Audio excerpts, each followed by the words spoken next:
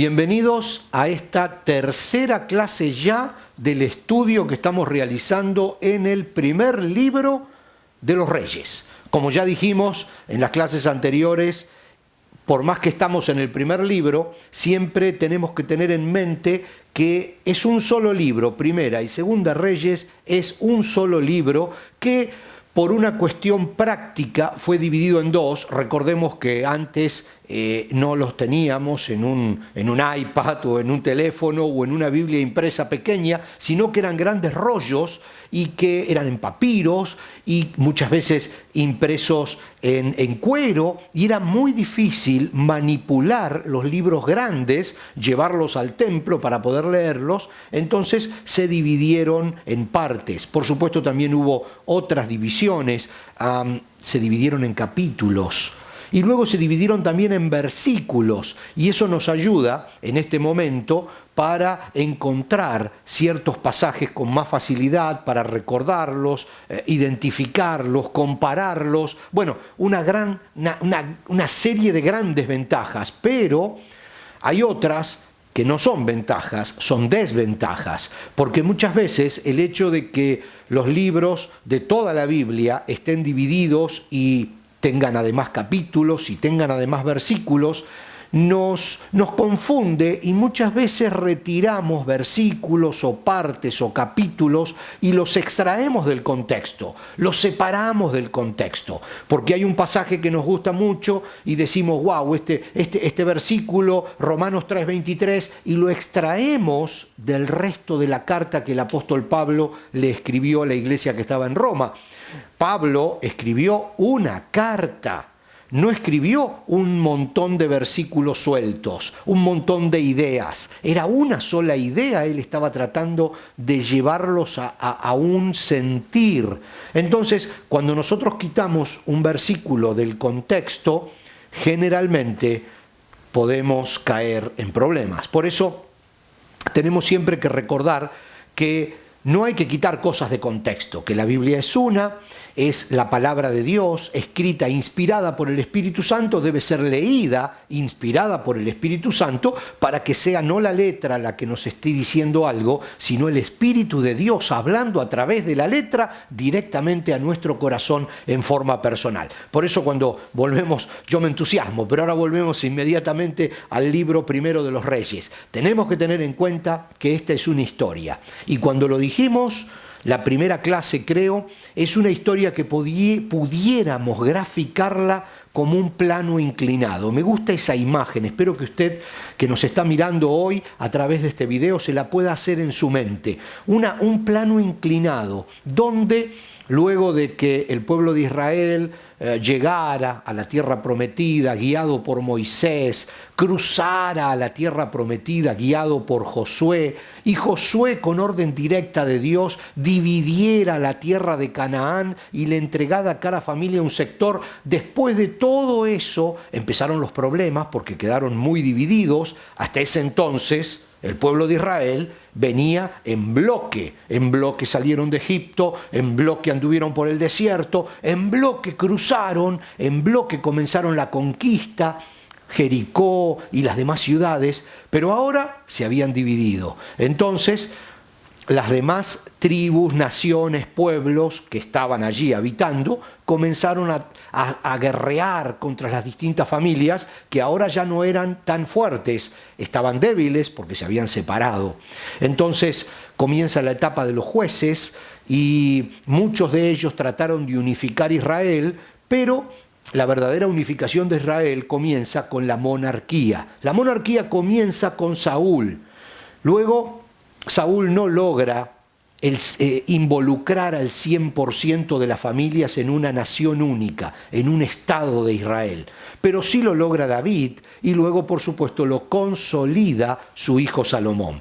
Y luego, estábamos hablando del plano inclinado, recuérdelo, allí estamos en la parte más alta de ese plano inclinado. Luego viene una leve caída. Muchos años pasan, y con esos muchos años, muchos reyes van gobernando uno detrás de otro. Pero cuando uno lee todo el libro de Reyes, tanto primera y segunda, uno puede ver como que desde este nivel alto que alcanzó la nación de Israel con David y con Salomón, comienza a descender lentamente. ¿Por qué?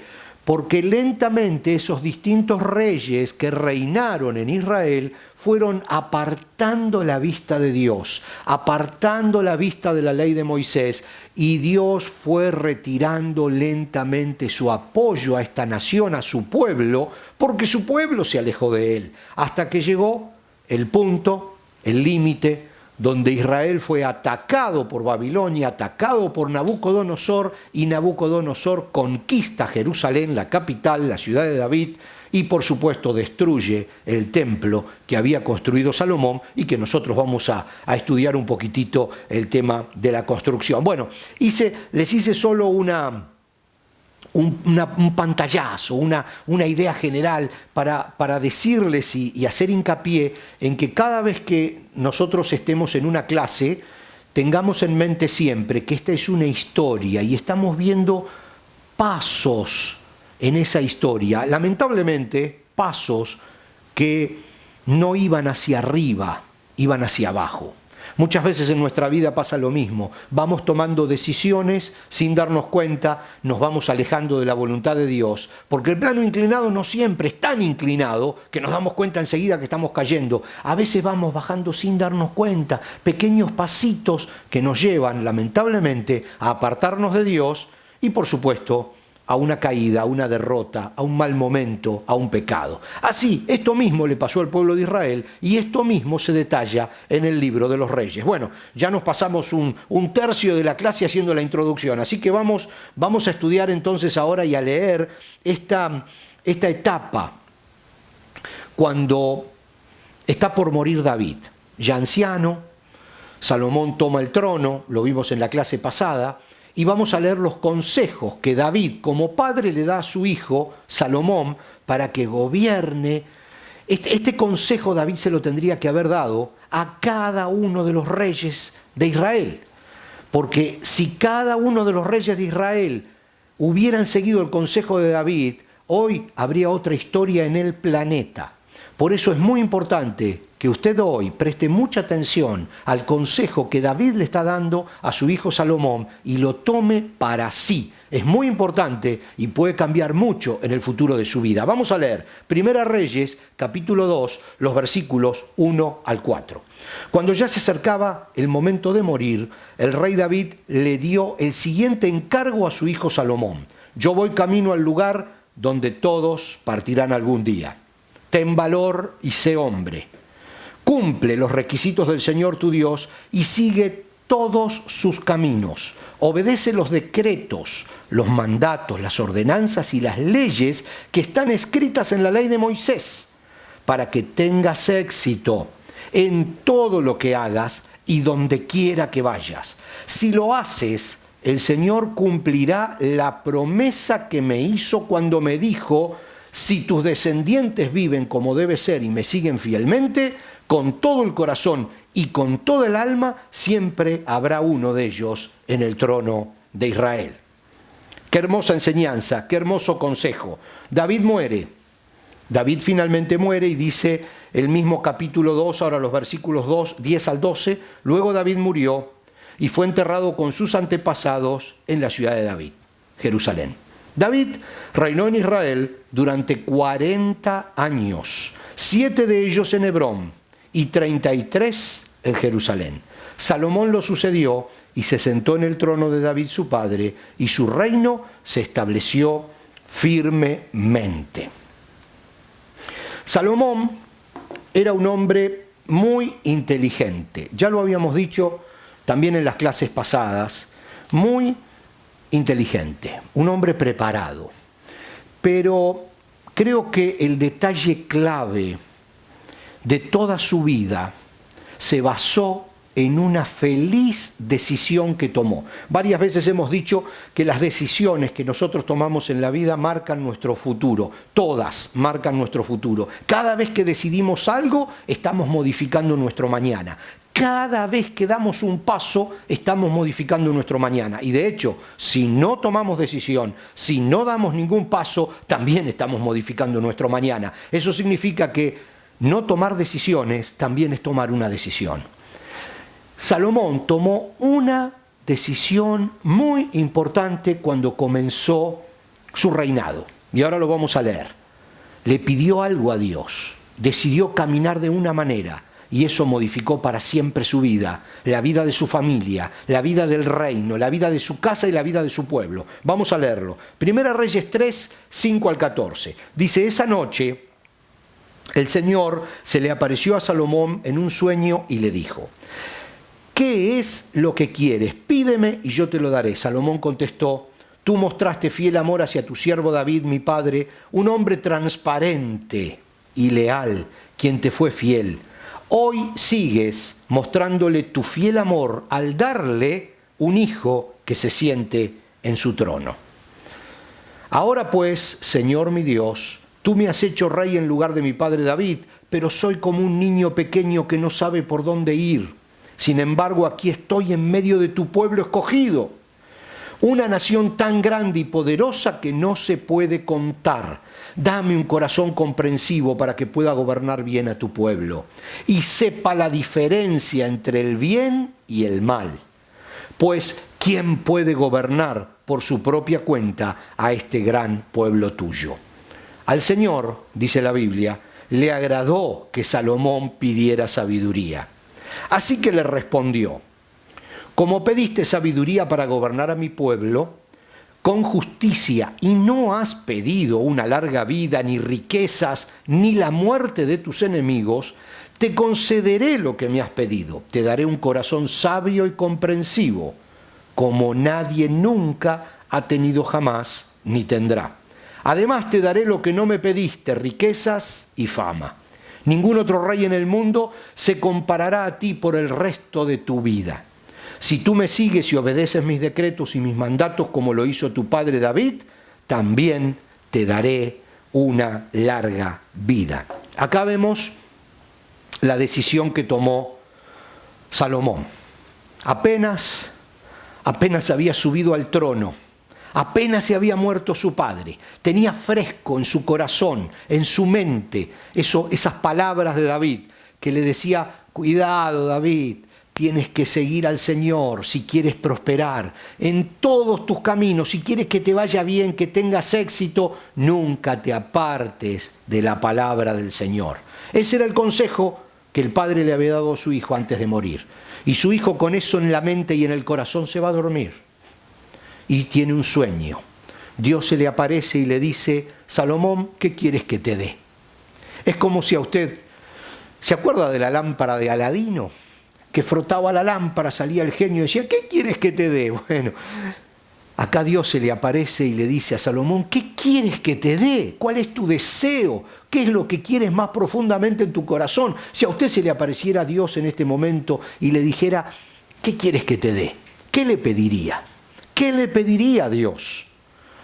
Hay cosas que a Dios le van a agradar más que otras que usted le pida. Bueno, Salomón le pide algo a Dios, que Dios se sintió tan contento de que le pidiera eso, que no solo le concedió lo que Salomón le pidió, que era sabiduría para gobernar el pueblo de Dios, su pueblo, sino que además le dijo, porque no me pediste una larga vida y tuviste la inteligencia de pedirme sabiduría para gobernar mi pueblo, te voy a dar una larga vida. Como no me pediste riquezas, como no me pediste oro, joyas, te voy a dar riquezas. Nadie va a ser tan rico como tú.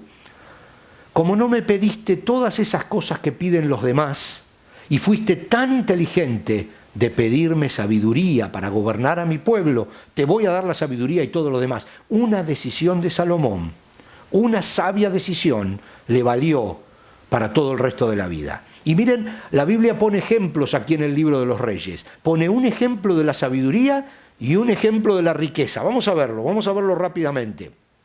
Ejemplos de la sabiduría y de la prosperidad de Salomón, como vemos aquí en la pantalla. Dice Primera de Reyes 3, 16 al 27, tiempo después, 2 prostitutas fueron a ver al rey para resolver un asunto.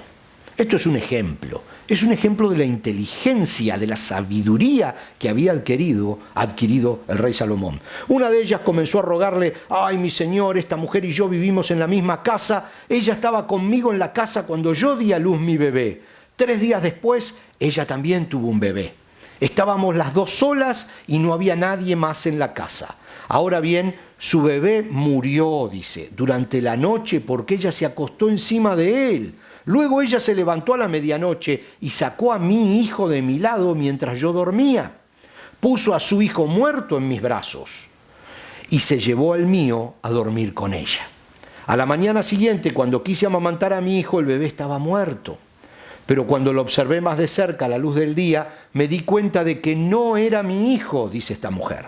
Entonces la otra mujer interrumpió: claro que era tu hijo, y el niño que está vivo es el mío. No, dijo la mujer que habló primero, el niño que está vivo es el mío y el que está muerto es el tuyo. Y así discutían sin parar delante del rey, dice la Biblia. Entonces el rey dijo: aclaremos los hechos. Las dos afirman que el niño que está vivo es suyo. Y cada una dice que el que está muerto pertenece a la otra. Muy bien, tráiganme una espada. Así que le trajeron una espada. Luego dijo: partan al niño que está vivo en 2 y denle la mitad del niño a una y la otra mitad a la otra. Entonces la verdadera madre del niño, la que lo amaba mucho, gritó: oh no, mi señor, denle el niño a ella, pero por favor no lo maten. En cambio la otra mujer dijo: me parece bien, así no será ni tuyo ni mío, dividámoslo entre las dos. Entonces el rey dijo: no maten al niño, dénselo a la mujer que desea que viva, porque ella es la madre. Entonces esto es un simple ejemplo que muchos de ustedes quizás recordarán, porque es una historia interesante, y que muchas veces tal vez la han utilizado diciendo: bueno, partámoslo, tomemos la decisión salomónica, partamos a la mitad. A eso se refiere cuando usted ha escuchado o ha dicho alguna vez decisiones salomónicas. Decisiones salomónicas era partir mitad para cada uno, pero no era que Salomón quería matar al niño partiéndolo en 2. Era que quería descubrir quién de las dos mujeres sentía tanto amor por ese niño que estaba dispuesto a perderlo con tal de que viva. Y esa era la madre. Entonces la Biblia aquí nos muestra la sabiduría que adquirió Salomón. Es una historia de color. No es algo que tenga que ver con teología o con doctrina. Es solamente una historia que nos refleja la sabiduría que tenía este hombre. Pero también Dios le dijo que le iba a dar mucha prosperidad. Entonces vamos a leer en Primera de Reyes 4 de qué hablamos cuando hablamos de prosperidad. La gente de Judá, nos quedan apenas unos minutos, pero esto es bien interesante, así que préstele atención y si tiene su Biblia, léalo en su Biblia, y si no, aquí lo tenemos en la pantalla para que usted nos pueda seguir. Dice: la gente de Judá y de Israel era tan numerosa como la arena a la orilla del mar. Todos estaban muy satisfechos y tenían suficiente para comer y beber. El rey Salomón gobernaba todos los reinos desde el río Éufrates en el norte hasta la tierra de los filisteos y la frontera con Egipto en el sur. Los pueblos conquistados le enviaban impuestos y le sirvieron durante toda su vida. Dice: la cantidad de alimento que se requería a diario en el palacio de Salomón eran 6.600 kilos de harina selecta y 13.200 kilos de harina gruesa. También 10 bueyes de los corrales de engordar, 20 reses alimentadas con pasto, 100 ovejas o cabras, además de ciervos, gacelas, corzos y aves de corral de primera calidad. Yo con esto quiero hacerles notar que el palacio donde vivía Salomón era prácticamente una ciudad completa. Lo que se necesitaba para alimentar las personas que trabajaban en el palacio real eran 13.200 kilos de harina gruesa, dice, 6.600 kilos de harina selecta. Fíjense esto, 10 bueyes, 20 vacas, 100 ovejas, además de otros animales. Imagínense la cantidad de alimento. Ahí estamos, es como para que usted en este momento pueda hacerse una idea en su mente de lo que significaba ese palacio real, de dónde vivía Salomón, de la cantidad de sirvientes que tenía a su alrededor, que necesitaba 30 vacas al día para alimentarlos, además de 100 ovejas y otros tantos animales. Continúa diciendo la Biblia, el dominio de Salomón se extendía por todos los reinos, al occidente del río Éufrates, desde Tipsa hasta Gaza, y había paz en todas sus fronteras. Durante la vida de Salomón, los habitantes de Judá e Israel vivieron en paz y con seguridad. Desde Dan en el norte hasta Beerseba en el sur, cada familia tenía su propia casa con jardín. Qué detalle este, ¿eh? Esto habla de la prosperidad del pueblo, porque recién la Biblia nos mostraba en el mismo pasaje la prosperidad del rey. Pero hay muchos reyes que viven en extrema riqueza y prosperidad, mientras que el pueblo se muere de hambre. Eso es lo común en nuestros días. Pero aquí la Biblia nos está diciendo, todos en Israel tenían su casita con jardín. Todos la estaban pasando bien. El rey, por supuesto, era el rey en el palacio, pero todos estaban bien. Fíjense lo que dice, Salomón tenía 4.000 establos para los caballos que tiraban sus carros de guerra y 12.000 caballos. Los gobernadores regionales proveían sin falta el alimento al rey Salomón y su corte. Cada uno se aseguraba de que no faltara nada durante el mes que se le había asignado. También llevaban, dice, suficiente cebada y paja para los caballos reales en los establos. Dios le dio a Salomón muchísima sabiduría y gran entendimiento y un conocimiento tan vasto como la arena a la orilla del mar. De hecho, su sabiduría sobrepasaba la de todos los sabios de Oriente y la de los sabios de Egipto. Compuso unos 3.000 proverbios y escribió 1.005 canciones. Podía hablar con autoridad acerca de todo tipo de plantas, desde el gran cedro del Líbano hasta el diminuto hisopo que crece en las grietas de las paredes. También era versado, dice la Biblia, en materia de animales, aves, reptiles y peces, y los reyes de todas las naciones enviaban sus embajadores a escuchar la sabiduría de Salomón. Acá vamos a terminar esta clase número 3. El objetivo es que usted tenga una imagen en su mente de dónde estamos parados en la historia. Estamos ubicados en un Israel próspero, en un rey inteligente, en un rey que tuvo un padre que se jugó la vida por su Dios, David, y que antes de morir le dejó a su hijo Salomón los mejores consejos que un padre puede dejarle a su hijo. Mantente fiel al Señor y Él te dará la prosperidad. Con eso en la mente y en el corazón, Dios le habla a Salomón, Salomón recibe la palabra de Dios, Dios le pregunta, ¿qué quieres que haga por ti? Y Salomón responde, dame sabiduría para gobernar a tu pueblo. Toma la decisión correcta y Dios lo bendice y lo prospera y le da sabiduría. ¿Hasta qué niveles lo prospera y le da sabiduría? Hasta estos que acabamos de leer. No solo su reinado fue próspero, sino fue próspero las familias de su reino, las familias de Israel. Algo sumamente importante, porque cuando hablamos de prosperidad muchas veces hablamos de prosperidad personal. Aquí una sabia decisión de Salomón, una sabia decisión en el momento correcto, le dio no solo a él, sino a su entorno prosperidad, a toda la nación que gobernaba y a los pueblos vecinos. A los pueblos vecinos, vamos a estudiar ahora un poquitito más adelante, su influencia en los pueblos vecinos, incluso en África.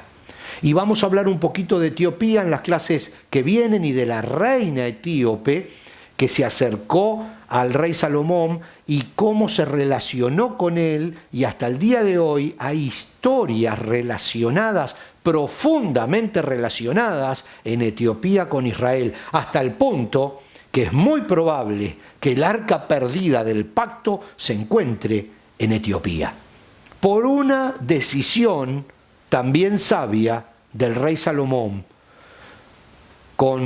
No quiero anticiparles más cosas porque tenemos mucho por delante. Y como ustedes saben, a mí me entusiasma esto, pero solo quiero animarlos a que sigan con este estudio, a que nos encontremos ahora en la próxima clase número 4. Vamos a trabajar un poquitito más sobre el rey Salomón, vamos a trabajar un poquitito más sobre sus relaciones y luego vamos a ir a estudiar al profeta Elías y otros profetas grandes que sus historias están relatadas en este primer libro de Reyes. Realmente es un privilegio poder estudiar la Biblia de esta manera. Así que no se pierda la próxima clase, los veo allí, Dios les bendiga.